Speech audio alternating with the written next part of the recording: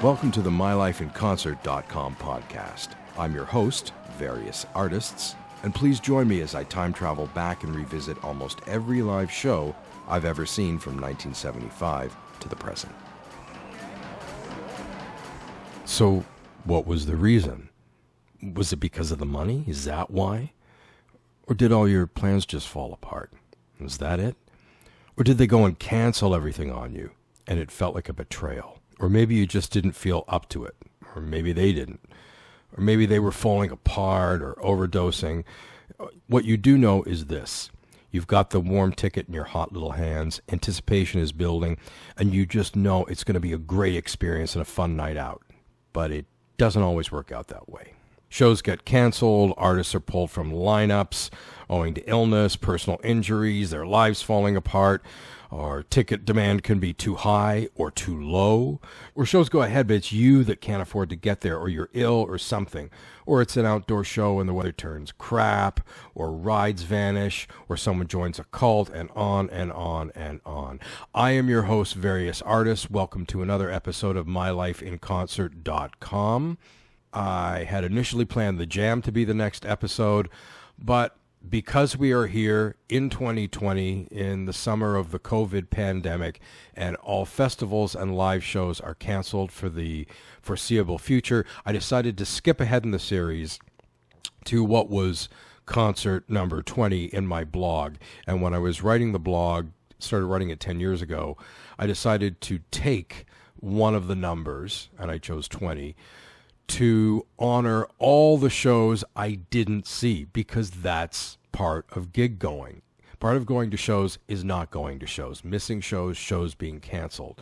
So I thought 20 was a perfect number because there's the saying, hindsight is 2020.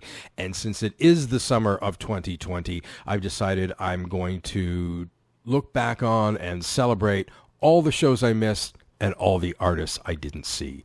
Initially, I wrote this as a two-part blog entry. One was 20 acts I wish I'd seen, but now never will, owing mostly to death, but also estrangement, age, illness, and more. And 20 specific performances that I missed. So today, I'm going to start with these 20 performances. And I'm splitting the list up into two, 9A and 9B, because it would just be too long a podcast. As it is, my podcasts are a little longer than I'd like. So I'm breaking it up into two. After that, I'll similarly do a two-part episode 10, A and B, counting down the 20 acts from the past that I wish I had seen, but of course now will not be able to. Now, I am posting this podcast episode, 9A, live on Saturday, August 1st, 2020, on MyLifeInConcert.com, our Buzzsprout site, Spotify, YouTube, all the usual places. And today I'm looking at shows 1 to 8 from the list. And 9B will follow on Tuesday, August 4th, and that'll have the remainder of the list. So stay tuned for that. 9B coming next Tuesday, August 4th. Also, because this podcast is based on a blog entry that I wrote back in 2012, and because this is the international summer of COVID, and because I myself missed what were to be my first two concerts of this new decade, I am updating this list for 2020, making it 22 performances I missed. So I'm going to start by qualifying what I mean by saying, shows that I missed. For instance, let's say I wasn't really that interested in seeing a show, or I didn't really put a lot of effort into it, and then afterwards somebody said, oh, the show is amazing, you missed it. Okay, that doesn't count because I had never really planned on going in the first place. All of the shows I'm going to discuss today, almost all of them, I already had a ticket in my hand or was trying to get tickets and I was unavailable to it for some reason.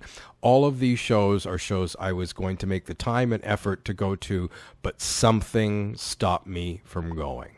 And if you are a regular concert goer, while these will be my own personal stories, I'm sure that a lot of the people listening will be able to relate to some of these stories in their own way and with their own experiences. And I'll throw in again right now, of course, we're on Facebook, Instagram, and YouTube. We have a lot of videos over there, and that's starting to be bumped up a bit more as we're adding things. I also want to announce we have started a new feature, random videos. Now, it was initially going to be every Monday, a Monday video, but we quickly realized that's not really workable given all the different things we're juggling. So over time, we're going to just randomly put up videos, and it's either going to be stuff that we've shot at shows through the year, or something that I taped in the 80s or 90s on VHS that we are now starting to digitize, and that's fun. The first video I put up is one that we shot, and it is a must-see video of Bootsy Collins headbutting me in 2011. I cannot encourage you enough to check that one out, and make sure you have the volume up, especially during the slow motion replay. Oh, I'd also like to throw in, I now have a Spotify account, various artists, where I'm starting to put up playlists to go with some of the episodes. So I've got one up for this episode, some of the bands I'm talking about, just a playlist to go with it. And I'm starting to do that with older episodes and new ones coming up. So there's going to be an audio as well as sometimes a video component to what we're doing. So anyway, like, follow, subscribe, etc., etc., etc. But also, too, if you've heard the podcast, go to the Facebook page or go to the mylifeinconcert.com site and share your losses, the gigs you didn't get to and why. And let's start sharing of the gigs that we missed in the summer, where we are all missing gigs.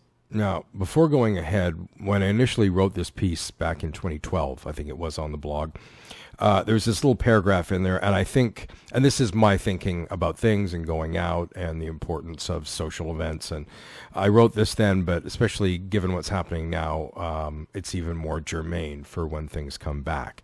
And what I was saying is that I'm going to talk about 20 performances that I missed, well, actually 22, as I'm adding to.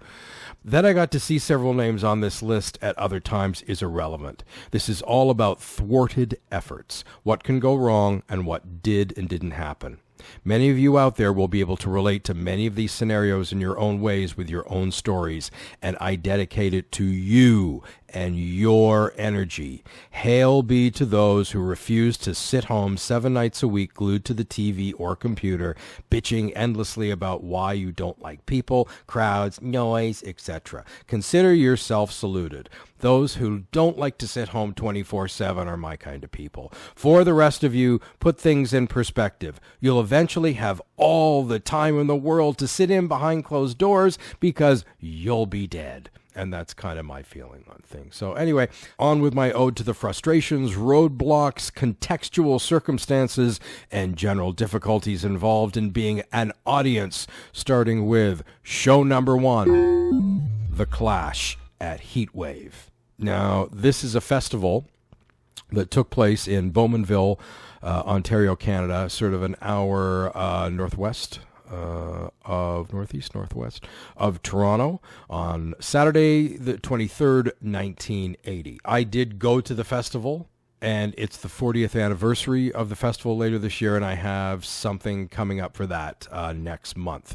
Also, too, if you were at the festival and you have any memories you'd like to share, I would like to do a podcast incorporating either reading people's memories and talking about, what I've heard, or if some people would like to be interviewed. Anyway, I'm looking for some input on the Heatwave Festival for a 40th anniversary podcast that I want to have on August 23rd, 2020. Either send an email to info@mylifeinconcert.com or go to the Facebook page and send me a message there.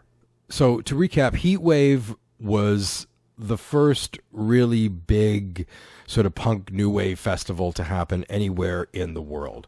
And it happened an hour just outside of Toronto. And the lineup, seriously, I've seen so many festivals and been to so many great shows. I still think this is probably the best day of music I've ever seen, especially the Talking Heads, who debuted their whole new sound and lineup from Remain in Light. It was the first time they'd played any of that material. Probably the best performance by any group I've ever seen. But also Elvis Costello, the Pretenders, the B-52s, Rockpile, just an incredible day. However, the Clash were supposed to be headliners.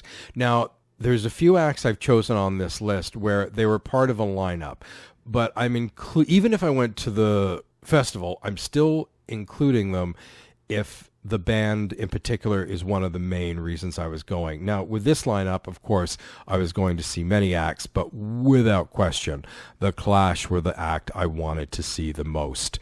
And as I will discuss in an upcoming, well, it's now going to be an upcoming episode in the Jam, the Clash, and then a little bit later Joy Division were like my bands from like the late 70s, and then Joy Division joined in 1980 through, 82 when the Clash and the Jam ended. So I was so excited to see them. I was so up for seeing them. And then I don't want to go into too much because I'll be going into the whole thing about Heatwave in a few weeks. But it was weird. It was a mass turnout.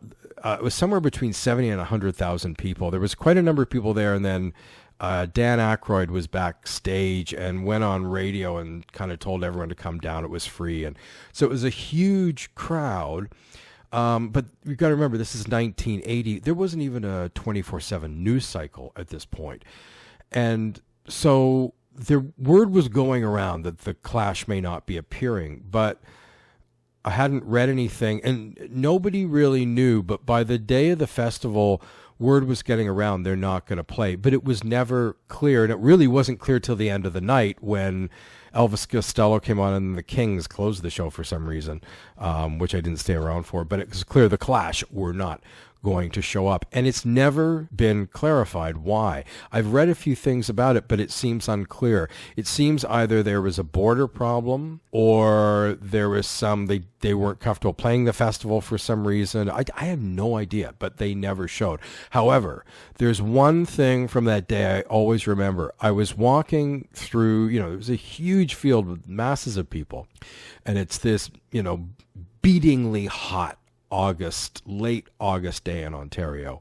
And for those of you who think Canada's cold year-round, especially that part of the country, no, it gets stinking hot in the summer. And it was like this scalding hot August day. And at one point I was just sort of walking around, and I noticed this guy in a leather jacket walking through the fields, and I looked, and I'm like, is that Mick Jones? It looked exactly like Mick Jones. And he was with this woman with blonde hair, and I was thinking, if this is Mick Jones, why would he be walking through the field at the festival? Wouldn't he be backstage hanging out with the bands? And if it is, does that mean the Clash are going to play? Are they here? After all, the Clash were recording Sandinista at this time in New York City. And New York City's not that far away geographically from where this festival was going on. So it's like, are they here? Are they not? Is this Mick Jones? Is it not? And then about 2 months later, I saw a picture of Mick Jones in a magazine with his new girlfriend, Ellen Foley. And I'm like, wait a minute. That's the same woman who I saw with either the real or pantomime Mick Jones of the Clash at Heatwave. Anyway, only Mick Jones would know that. Mick Jones, if you're out there, did you show up to Heatwave? It is one of the quandaries of my life. So I did not get to see the Clash that day. However, they are coming up as concert number 12, so not too far down the line, in one of the best gigs I ever saw and one of the best double bills I ever saw. The Clash and Black Uhuru at C&E Stadium in 1982. So that's coming up. So also, stay tuned for the Heatwave 40th Anniversary podcast on August 23rd, 2020, here at mylifeinconcert.com. Okay, on to the next show. And concert number 2 is XTC, who were supposed to play Centennial Hall here in London, Ontario, Canada, on Monday, November 24th, 1980. And, of course, episode 3 on the Ramones and the Demics in the My Life in Concert series was also at Centennial Hall. This was later that year. Unfortunately, unlike the Ramones, this show never happened. Now, I was pretty excited about seeing the band. I'd been following them since their inception and had liked their first 2 albums, but in the fall of 79, they released their 3rd album, Drums and Wires, and for me, it's one of those things where a band goes from good to just great. And of course, it has Making Plans for Nigel, which was a big hit in the UK and then became a huge hit here in Canada. And it really started many years of success here for XTC. They ended up having a number of hits here in Canada over the next 12 years. And so they were doing well. The new album, Black Sea, was out. That was doing well. It was in the Canadian Top 20. They'd started the tour. Pretty much sure it was a sellout across the country. The momentum was going well. And for that day, I was going to be going with my sister and brother-in-law, who we were all fans. And so I went over there before and we hung out, and my sister was going to be the designated driver, so my brother-in-law and I were spliffing it up that night. And two things I remember from that evening getting herbalized. One was, I'm just talking about the Talking Heads, my brother-in-law had just bought Remain in Light, which I think had just come out within a week or so earlier, or within a week or two earlier. And that was my first time hearing it after hearing half the album premiered. And I just remember us sitting there listening to it and just being absolutely blown away. And of course, that was the first of hundreds of listens I would have to that album that continued to this day.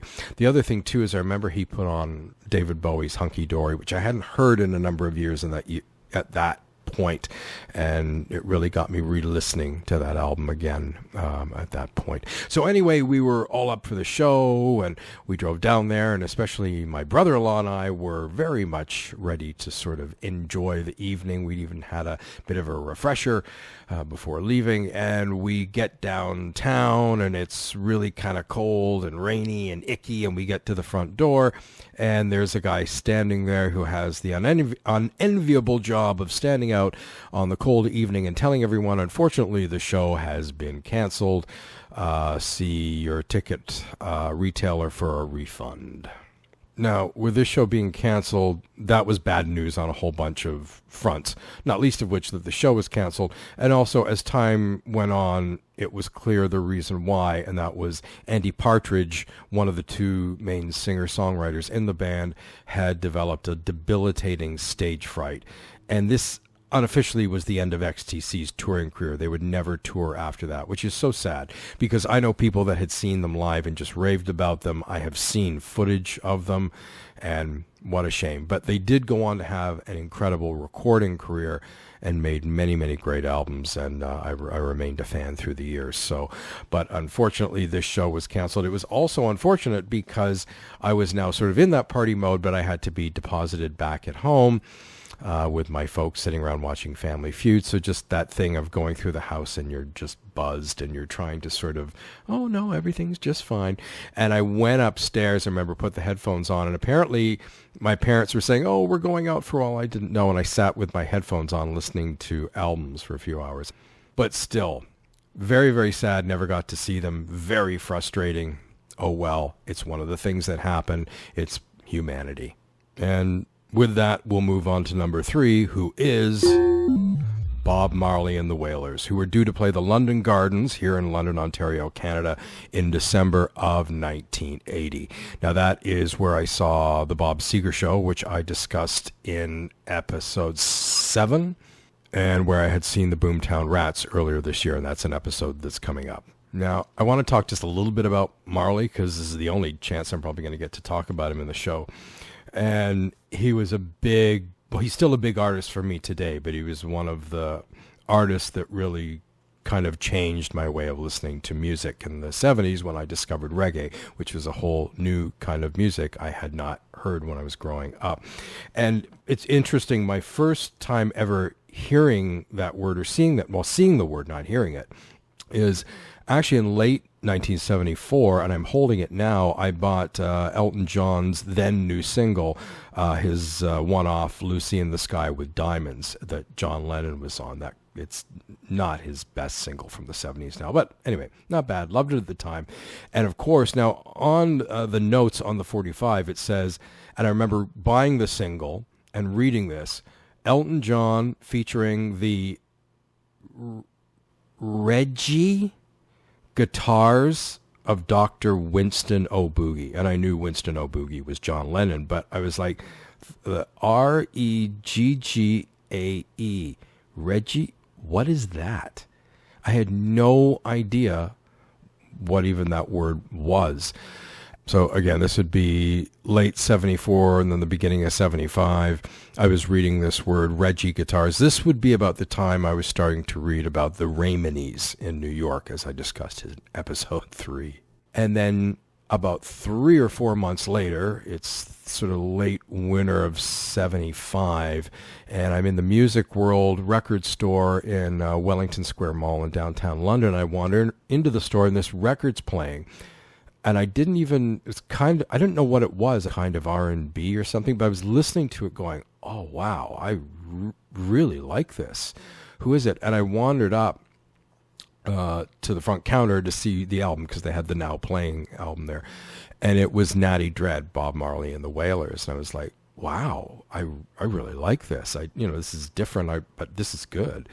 And I actually stayed in the store to listen to the whole album, just going through the racks. And then in the fall of 1975, Saturday Night Live started. Now, here in southwestern Ontario, we would see the show through our U.S. affiliates. And for here in southwestern Ontario and London, Ontario, our affiliates were in Erie, Pennsylvania, Erie, PA.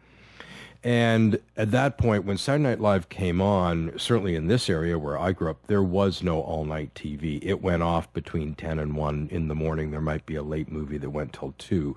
That would really be it. So when it started, it was revolutionary and it was late night for a very alternative audience. And so you would have a lot of the local alternative advertisers advertising during Saturday Night Live.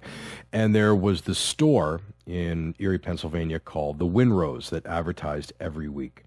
And they were this sort of post-hippie unisex clothing store. Lots of cheesecloth, mustaches, whimsical scarves, and flares that went on for days. And the music in the commercial, I later found out, was Jimmy Cliff. You can get it if you really want, from The Harder They Come. And they would play sort of the intro, which was the chorus. And of course, you get to the end and it'd be the bit about try and try. And then, you succeed at last. And then you'd hear the announcer come in, you succeed at the Windrose. Every week, I'd wait for that commercial to hear this mystery song and this mystery style of music. Well, a couple of months later, this all got tied together. I believe it was an article in Cream on Bob Marley that I read, and I remember hearing the album. And I read it, and it was, okay, reggae, which I learned to pronounce correctly at some point, is a form of music. And this turned out to be the music, this new music I was discovering and really liking. So after this, things changed pretty quickly. I started learning about some of the other artists and the other music, but really what accelerated all this was when punk really happened, because there was a real sort of punk reggae alliance. And it's really through that avenue that I learned about way more of these artists and the different types of reggae and that sort of thing. That's where the education came from. But Marley was the glue for me, and I heard and loved each album that followed, and eventually also went back and gradually discovered his earlier work.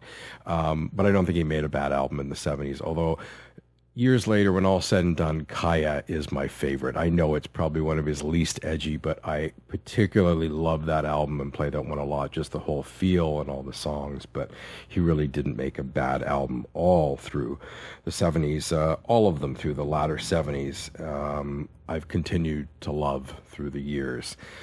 I could not believe he was coming to London, Ontario, little old London, Ontario. And I was very, very excited. And he had come out with the Uprising album that year with the Will You Be Loved single. So when the show was announced, I bought a ticket immediately. And pretty much everyone I knew was going and wanted to go. It was a no-brainer. Everyone was going. And then all of a sudden, it was announced that the rest of the tour was canceled. He was sick.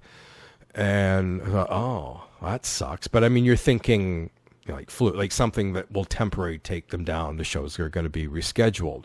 So we got our refunds, and I was waiting for the show to be rescheduled, and I didn't hear anything. And I was like, well, I wonder if he's ever going to, like, when's the next tour going to be? And will I ever get to see him again? And then in the spring of 1981, it broke. He died of cancer. And again, This is back in the day. There wasn't a 24/7 news cycle. It's not like you could go on your phone and read 10 stories about it immediately. News sort of filtered out slowly and in trickles. And at that time, he was not a major, he was still more of a cult figure over here. He was definitely better known in Canada than the US, but he was still more of a cult figure. So it's not like it was major headlines everywhere with all this. But still very, very upsetting, very, very sad. And it was a crappy year because, I'd lost, my childhood hero, John Lennon, then my brand new hero, who I just discovered, Ian Curtis, had killed himself, and then Bob Marley, and then you had Thatcher and Reagan. It was a crap time. But anyway, very sorry to have missed Bob. I think it would have been an incredible show. And it's just such a shame that he died so young, where he still had so much more music. But man, what he left behind was incredible. And so on to concert number 4, Joan Armatrading. Once again, Centennial Hall, London, Ontario, Canada. It was supposed to be early 1982. Now, Joan had become a very big star in the UK with that self-titled album in the mid-70s and had gone from there. And again, it was a thing in Canada. She wasn't quite as big as she was in Britain, but she was a pretty big cult artist and had a sizable following here, and her albums were on the charts. And she was at a particular high at that moment because she just released, actually, my personal favorite Joan Armatrading album, Walk Under Ladders. So she was doing well. The album was on the charts. And she had a cross-Canada tour planned that, this is what I remember from the time. The tour was sold out except for London, where they had to cancel the show. Last week in episode 8, Elvis Costello, I was interviewing my old friend Audubon. He's the one who brought up about how London had this reputation of nobody got off their ass to actually buy tickets. They all show up at the last minute. So, of course, you can't really plan gigs hoping that people will show up at the last minute. And very, very frustrating because it's kind of embarrassing. Hey, this artist's on tour. She sold out across the country, but she has to cancel here because of low ticket sales because people can't be bothered. Anyway, frustrating. There you go. I had planned on, I think I did have tickets for that too. I'm pretty sure I had tickets. And again, refund. On to show number 5 and Simple Minds. Now, this was at Police Picnic 3, C&E Stadium, Toronto, Ontario, Canada, Friday, August 5th, 1983. I did indeed attend that event, and I write all about it. Actually, you might want to check that one out if you want a good read. It is number 19, Walking on the Moon, and you'll just have to read it. It was quite a day. However, Simple Minds were pretty much probably the biggest reason I was going that day. Actually, it was the biggest reason I was going, and they were second on the bill. I've actually posted the sort of ad from the newspaper from the time on the blog. And again, for whatever reason, I have no idea, they didn't play. They were breaking huge here. New Gold Dream was out, which is one of my 2 favorite Simple Minds albums. So they were on a roll here. They were doing really, really well. They were established, and particularly with this sort of like the alt music crowd that would be coming more towards, this kind of a big festival because it was more sort of left field, popular left field acts. But for whatever reason, they never showed. I don't know why, and I never got to see them, unfortunately, at that gig. No idea. Now, James Brown ended up stepping into the bill, which I'm a infinitely bigger James Brown fan. But I wrote about that. Actually, I found him very disappointing. And then it later came out this was the period where he was getting into like PCP, and that was kind of happening in his life. But I remember being disappointed with James Brown. And then disappointed that the Simple Minds didn't show up. However, Peter Tosh came on and blew me away in ways I wasn't expecting. And the Police were good too. So got to the festival, but didn't get to see Simple Minds, at least that day. Also, King Sunny Ade. What am I talking about? King Sunny Ade was amazing. So there was a lot of great acts that day. I did eventually see the Simple Minds many years later, actually just 2 years ago, and way, way down the line. It's coming up as concert 202, Simple Minds at the Budweiser Gardens. God, I laugh every time I say that name. Budweiser Gardens here at London, Ontario, September 29th, 2018, but that's literally years away from discussion. And so on to gig number 6, Nick Cave and the Bad Seeds, RPM, Toronto, Ontario, Canada, Tuesday, February 14th, 1989. And I have my original ticket up on the blog, and I still have it because the reason I didn't get to this one is my ride to the gig vanished. I was on CHRW, Radio Western, for 8 years. And the previous fall, a bunch of us had organized a trip down to see Sonic Youth at the Diamond, which is now the Phoenix. That was an incredible gig just after the release of Daydream Nation, where they played the whole album. And that went very well, and a bunch of us from the station got together. I think somebody rented a van, and we all kind of went down. So somebody thought, okay, let's try this again for another gig early the next year, because Toronto's 2 hours away, and your students, and blah, blah, blah. So we did that. We got the tickets, but not enough people signed up, and it was one of those things that it fell apart at the last minute. Because there weren't enough people, everyone was just going down in their own vehicles, and I had a vehicle, but I was completely broke. This is actually the completely broke part, the broke student part. This is going to be coming up pretty frequently in the next several. This is kind of a theme, and I'm sure many listening at some point from their lives could relate to that. So ultimately it was, we're all kind of going down by cars. I only knew a few of the people. I just couldn't get the other people I didn't know. The one car was full. I didn't want to drive my own. So I just got shafted not going, and unfortunately did not see that gig. Once again, I did get to see him 4 years later at Lollapalooza, playing an amazing set on the stage just as a thunderstorm broke. So generally, I don't like being at outdoor gigs where it starts to rain. I like to stay dry and be under nice skies, that sort of thing. But this show was the one exception when I saw Nick Cave and the Bad Seeds being on that stage with the black sky behind them and the lightning and the thunder and the rain, and Nick doing From Her to Eternity. It's like, okay, that was really cool. It worked. Put it that way. It worked. Continuing on, show number 7, Stefan Grappelli, Roy Thompson Hall, Toronto, Ontario, Canada. It was, I don't have the date on this one. It was either very late summer or early autumn 1990, I believe. And the reason I didn't get to this gig, another recurring reason, I didn't have the money to get myself to the gig where a ticket was waiting for me. Now, I initially wrote this, as I said, as a 2-part blog entry, and this 20 performances I missed is the second part in the blog.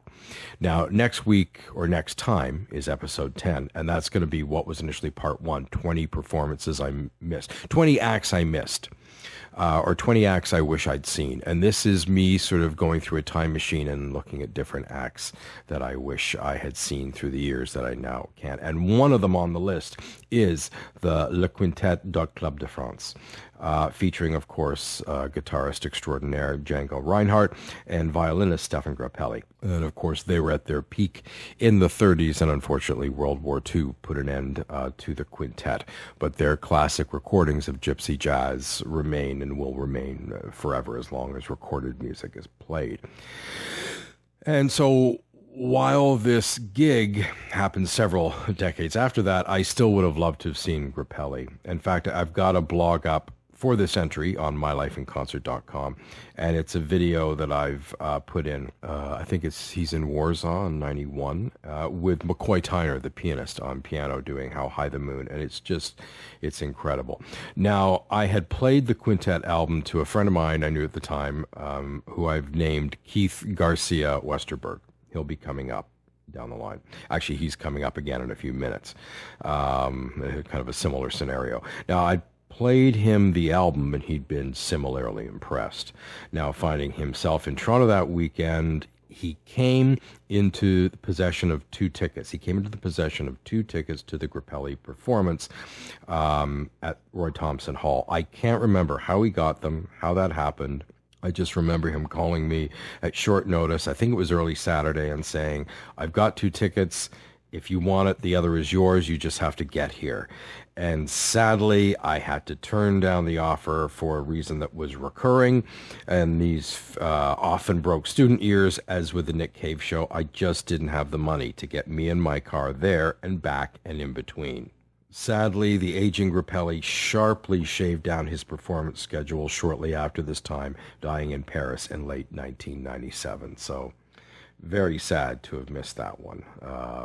No chance again. Unlike with number 8, where I saw them many times. So, I'll move on to show number 8, Sonic Youth with Red Cross at the Great Hall, Toronto, Ontario, Canada, Monday, October 15th, 1990. And the reason for this was, this show still sticks in my craw. The gig was oversold. It was initially supposed to be at the Diamond, now the Phoenix, and they moved it to the Great Hall, which I believe is smaller. Anyway, it's insane because Sonic Youth at this point were much bigger than the last time they played Toronto. No, I don't want to go too much into and about Sonic Youth, simply because they're going to be coming up a whole lot in this series down the line, and they're definitely one of my favorite bands from the last few decades, or of any time, and I just saw them a whole heck of a lot. Now, by this point in time, I'd seen them once. I saw them at their very first Toronto show, which was in about 2 weeks of the release of Daydream Nation in the fall of 1988. An incredibly memorable show that's coming up down the line. But at this time, I'd only seen them just the once. And so I was really looking forward to the show. And also Red Cross were opening, who I really wanted to see. I thought they'd be a killer live act to see. Also, by this time, I'd been a Sonic Youth fan for a number of years. I'd first been reading about them, especially as my taste really shifted into the Amerindie, American Underground in the latter half of the decade. And I think Death Valley 69, that single, is kind of where I first heard about them. But their records were really hard to get, and it's when we got Evil at CHRW, the radio station, I first heard them, and I remember Shadow of a Doubt being the first track that I played, and I thought, I love them.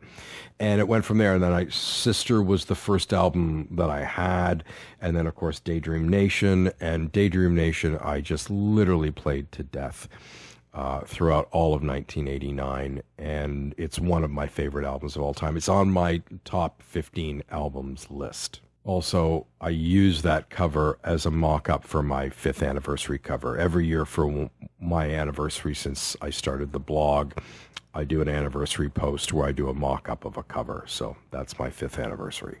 So anyway, back to this gig.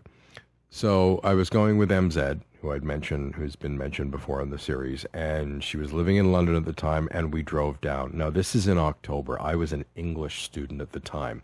I was also working part-time at a record store and needed every cent I could get. I was broke, which you can hear is coming up repeatedly in these stories around this time. And for the night of this gig, first off, I had to bunk off a night of work, which is money I needed. I was also right in the middle of all my midterm essays, so I had work out the wazoo. And so it was, to take this night off financially and both from my school schedule was quite something. So it was going to be a very, very enjoyable night out. We drove down, and I remember we parked at this restaurant just around the corner, not too far from the Great Hall, called the Mildred Pierce Restaurant, of course, after the Joan Crawford vehicle. But the funny thing is, we were going to see Sonic Youth, who had just released Goo, and there is the kind of humorous track on there, Mildred Pierce. And so we got nicely herbalized for the event and then walked around the corner because, of course, I'd have to drive home. And I'm very stringent. I will not drive as intoxicated or anything. And but that was hours away, and we could enjoy the show and take a bit of time after. So we get out and go over, and there's this big crowd outside the Great Hall. And we're going, okay, is it delayed? Because we can hear music. We can hear the crowd in there, and we quickly find out the gig has been oversold. So even though we're holding tickets in our hand, we can't get in along with a ton of other people. And people are getting very, very angry. And the crowd wasn't dispersing. Where were we going to go? We had nowhere to go. And then eventually, I think Red Cross were on, or we heard them play. And I remember they left the hall by the front door. The two brothers from Red Cross, the McDonald brothers, they walked by us leaving the hall after the show. And eventually Sonic Youth came on and we could hear them outside, but the crowd wouldn't leave. And apparently inside it was very packed and kind of chaotic. And eventually the police showed up and surrounded the place and the entire gig was shut down. Very, very frustrating. Everything about it. Also on the blog for this entry, mylifeinconcert.com, I've put up a YouTube piece that I found that someone had posted from Much Music the night of the gig. It has the band before the gig and also the night of the gig with the cops there and everything. So that's there for you to see. For us, it was a deeply frustrating evening. Actually, I've also got up on the blog entry my journal from that time, and I'm writing in block capitals. We went all the way for nothing. It was the worst. The other obstacle now was we had to get home, but I just wasn't in shape to drive home yet. We had to wait for me to sober up. So we went to a coffee shop for several hours. And luckily there was this New Age magazine that used to come out in Toronto. And I don't want to be too nasty, but I used to love getting this magazine because it seemed like almost everyone in it, they all seemed to have done that one or too many hits of acid where you never fully came back. And I remember reading things about sewing crystals into the hem of your jeans, and some woman who said that every time she changed her child's non-manufactured diaper, she felt connected to eternity. Anyway, it could be highly entertaining for maybe unintentional reasons. So that's my memory, going through all this, laughing till I'm almost peeing myself, well, both of us. And then finally I sobered enough to drive home, and we never got to see the band. I was, I can't remember. I don't think I ever got a refund. I can't remember. I don't think I got a refund. Anyway, it was a really crappy night. So there you go. Luckily, I went on to see Sonic Youth many more times and also interview Kim Gordon and meet Lee Ronaldo a couple of times. He was a really, really nice guy. So some positive Sonic Youth stories down the line. This was not a good one. Actually, the next one is not good either. But anyway, we'll get through that. This wraps up part 1 of episode 9. Come back this upcoming Tuesday, August 4th, 2020, for episode 9B, wherein I'll be discussing shows 9 to 22 on the list of 22 performances that I missed. Please join me in missing gigs or sets by artists or events such as U2, The Arcade Fire, Leonard Cohen, Simon & Garfunkel, The Grateful Dead, George Clinton, Lollapalooza 2004, Bonnie Raitt, and more. In the second entry of this heartwarming 2-part podcast, I fondly reminisce about ticket vacuuming bots, inclement weather, canceled concerts and tours, student penury, limited mobility options, instant sellouts, undersold annulments, competing options and obligations, health-related complications, a global pandemic, and sometimes just being a lazy bugger. Once again, it's coming this Tuesday, August 4th. This is your host, Various Artists, here at mylifeinconcert.com. Just a reminder again, we're on Facebook, Instagram, and have our YouTube channel, plus also now our Spotify playlists under my name, Various Artists, including a playlist to go along with this episode. You can also read the original blog entry at mylifeinconcert.com. So remember, like, follow, subscribe, you know the drill. Thanks so much to all of you out there who are listening. Come back next time and we'll meet up at the next show. Bye for now.